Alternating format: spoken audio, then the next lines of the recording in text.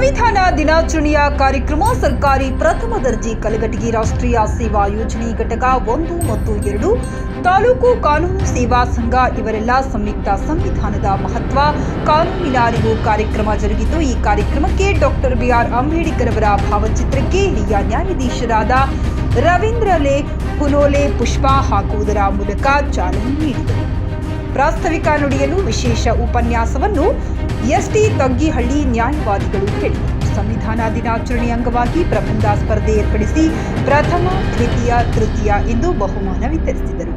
ರಾಜ್ಯಶಾಸ್ತ್ರದ ಉಪನ್ಯಾಸಕರಾದ ಹಿರೇಮಠ್ ಇವರಿಗೆ ಸನ್ಮಾನವನ್ನ ಮಾಡಿದರು। ಈ ಕಾರ್ಯಕ್ರಮದಲ್ಲಿ ಡಾಕ್ಟರ್ ಪ್ರಾಂಶುಪಾಲರು ರವೀಂದ್ರ ಹೊನೋಲೆ, ನ್ಯಾಯಾಧೀಶರು ಗಣೇಶನ್, ಅಣ್ಣಪ್ಪ ಓಲೇಕಾರ್, ವಕೀಲರ ಸಂಘದ ಅಧ್ಯಕ್ಷ ಮತ್ತು ಸದಸ್ಯರು ಹಾಗೂ ಮಹಾವಿದ್ಯಾಲಯದ ಎಲ್ಲ ಉಪನ್ಯಾಸಕರು ಉಪಸ್ಥಿತರಿದ್ದರು।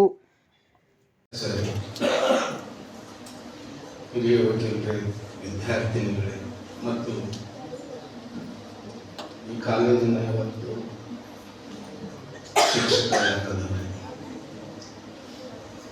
ಇವತ್ತು ಈ ಸಂವಿಧಾನ ರಾಷ್ಟ್ರಕ್ಕೆ ಸುಭದ್ರವಾದ ಸಂವಿಧಾನ ಕೊಡಬೇಕು ಅಂದ್ರೆ ಅದು ಸಾಮಾನ್ಯ ಕೆಲಸ।